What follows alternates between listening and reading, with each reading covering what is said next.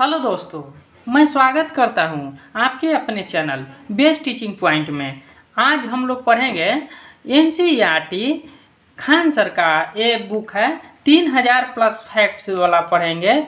ये हमारे आज एनसीईआरटी में भारतीय राज्य व्यवस्था एवं संविधान को पढ़ेंगे। ये हमारे ऑनलाइनर बुक है जो सभी प्रतियोगिताओं परीक्षाओं के लिए समान रूप से उपयोगी है। ये हमारे खास करके बिहार शिक्षक भर्ती और रेलवे एनटीपीसी का इसमें से महत्वपूर्ण प्रश्न पूछे जाते हैं। तो आज हम लोग पढ़ेंगे एनसीईआरटी सार संग्रह में पढ़ेंगे संघ और उसका राज्य क्षेत्र को पढ़ते हैं। संघ और उसका राज्य क्षेत्र में हम देखते हैं क्या पढ़ना है। 27 जून 1947 ईस्वी को देशी रियासतों की समस्या के समाधान के लिए भारत सरकार के तहत एक राज्य विभाग स्टेट डिपार्टमेंट खोला गया है। इसका प्रभारी किसको बनाया गया था? तो सरदार वल्लभ भाई पटेल को बनाया गया था। नेक्स्ट देखते हैं। सरदार वल्लभ भाई पटेल ने 5 जुलाई 1947 ईस्वी को देशी नरेशों से अपील की कि वे अपनी विदेशी नीति एहतियात एवं सुरक्षा संबंधित विषय भारत सरकार को सौंप दे। इस अपील का समर्थन किसने किया था? तो लॉर्ड माउंटबेटन ने किए थे। अगला पॉइंट्स को देखते हैं। किस अधिनियम में यह प्रावधान किया गया था कि सम्राट और देशी रियासतों के बीच हुए समझौते उस अधिनियम के प्रवर्तक पर स्वतः निरस्त हो जाएंगे? तो ये थे स्वतंत्रता अधिनियम 1947 ईस्वी। आगे पॉइंट्स को देखते हैं। स्वतंत्रता प्राप्ति के समय भारत में देशी रियासतों की कुल संख्या कितनी थी? तो कुल संख्या 565 थी। आगे देखते हैं। 565 देशी रियासतों में से कितनी रियासतों ने विलय पत्र इंस्ट्रूमेंट ऑफ एसोसिएशन पर हस्ताक्षर करने से इनकार कर दिया? फलतः उन्हें बलपूर्वक भारत में मिलाया गया था। तो हैदराबाद, जूनागढ़ और कश्मीर को बलपूर्वक मिलाया गया था। आगे देखते हैं। कठियावाड़ा के तट पर स्थित जूनागढ़ रियासत के नवाब ने पाकिस्तान के साथ मिलने की घोषणा कर दी, जिसका वहां की जनता ने विरोध किया। फलतः सरकार ने सैनिक कार्रवाई की। इसके बाद वहां का नवाब पाकिस्तान भाग गया। उस समय जूनागढ़ का नवाब कौन था? तो जूनागढ़ का नवाब मोहम्मद महावत खान जी तृतीय थे। नवाब मोहम्मद महावत खान जी तृतीय थे। अगला पॉइंट्स को देखते हैं। कश्मीर के किस महाराजा ने पाकिस्तानी पठानों कबाइलियों के आक्रमण के बाद अक्टूबर 1947 ईस्वी में भारत के साथ विलय संधि पर हस्ताक्षर किए थे? तो ये थे हरि सिंह। कौन थे? हरि सिंह थे। अगला पॉइंट्स देखते हैं। हैदराबाद में राजकरों ने आतंक का वातावरण पैदा कर दिया, जिसके दबाव में आकर वहां के निजाम ने स्वतंत्र रहने का फैसला किया। लेकिन सरदार पटेल ने 13 दिसंबर 1948 ईस्वी को सैन्य कार्रवाई कर हैदराबाद के नवाब को भारत में विलय स्वीकार करने हेतु बाध्य कर दिया। यह कार्रवाई किस ऑपरेशन के तहत किया गया था? तो ऑपरेशन पोलो के तहत ये कार्रवाई को किया गया था। अगला पॉइंट्स देखते हैं। हैदराबाद के निजाम मीर ओस्मान अली खान ने सबसे अंत में समर्पण किया और भारत में सम्मिलित होना स्वीकार किया। यह घटना किस दिन घटी थी? तो यह घटी थी 18 सितंबर 1948 ईस्वी को घटना घटी थी।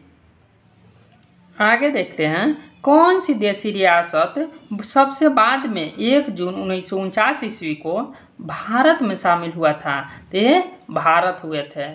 कौन सी देशी रियासत सबसे बाद में 1 जून 1949 को भारत में शामिल हुआ था? तो ये भोपाल थे। भोपाल राज्य था। भारतीय संविधान में भारत को किस प्रकार वर्णित किया गया है? राज्यों का संघ कहा गया है, यूनियन ऑफ स्टेट कहा गया है। भारतीय संविधान में भारत को किस प्रकार वर्णित किया गया है? तो राज्यों का एक संघ है, यूनियन ऑफ द स्टेट कहा गया है। भारत के संघ में भारत के राज्यों एवं संसाधित प्रदेशों को शामिल किया जाता है। भारत में नए राज्यों के निर्माण के लिए संविधान संशोधन की जरूरत होती है कि नहीं? तो नहीं होता है जरूरत, क्योंकि संसद यह कार्य साधारण बहुमत से करती है।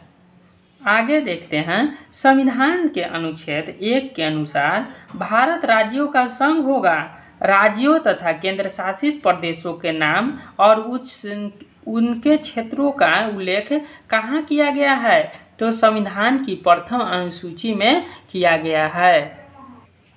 आगे पॉइंट्स देखते हैं, भारत के अंतर्गत स्थित रियासतों को भारत में विलय करने के लिए कौन उत्तरदायी है? तो हमारे सरदार वल्लभ भाई पटेल उत्तरदायी थे। अगला पॉइंट से देखते हैं, संसद को यह अधिकार है कि वह ऐसे निर्बंधों तथा शर्तों के साथ जो उचित समझे नए राज्यों को प्रवेश की अनुमति दे सकेगी का उल्लेख किस अनुच्छेद में है? तो अनुच्छेद 1 में स्थित है। देखते हैं आगे, भाग 1 संघ और उसका राज्य क्षेत्र होता है, अनुच्छेद 1 से 4 तक। आइए देखते हैं, पहला अनुच्छेद क्या है? संघ का नाम और राज्य क्षेत्र होगा। दूसरा अनुच्छेद में क्या है? नए राज्यों का प्रवेश या स्थापना करना होता है।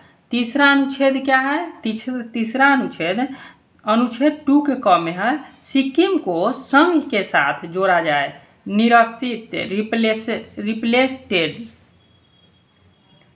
अगला देखते हैं, तीसरा अनुच्छेद के देखते हैं, नए राज्यों का निर्माण और वर्तमान राज्यों के क्षेत्रों, सीमाओं या नामों में परिवर्तित करना है। आगे देखते हैं, अनुच्छेद 4 में क्या कहा गया है? पहली अनुसूची और चौथी अनुसूची के संशोधन तथा अनुपूरक, अनुषांगिक और प्रारंभिक विषयों का उपबंध करने के लिए अनुच्छेद 2 और अनुच्छेद 3 के अधीन बनाई गई विधियां हैं। आगे देखते हैं, राज्यों तथा राज्य क्षेत्रों को श्रेणियां। मूल संविधान में संविधान सभा द्वारा अंगीकृत प्रथम अनुसूची में राज्यों तथा राज्य क्षेत्रों की 4 श्रेणी का उल्लेख किया गया था। दूसरे शब्दों में ब्रिटिश प्रांतों और देशी रियासतों का एकीकरण करके भारत में 4 प्रकार के राज्यों का गठन किया गया था। ये श्रेणियां निम्नलिखित हैं। आइए देखते हैं निम्नलिखित श्रेणी में ए में देखते हैं, श्रेणी के राज्य। ब्रिटिश भारत के प्रांतों के साथ 216 देशी रियासतों को सम्मिलित करके ये श्रेणी राज्यों का गठन किया गया। ये राज्य थे असम, बिहार, बम्बई, मध्य प्रदेश, मद्रास, ओडिशा, पंजाब, संयुक्त प्रांत, पश्चिम बंगाल, आंध्र प्रदेश। इनकी संख्या कितनी थी? तो 10 थी। ख में देखते हैं, ख के बी में श्रेणी के राज्य 275 देशी रियासतों की नई प्रशासनिक इकाई में गठित करके बी राज्य की श्रेणी प्रदान की गई।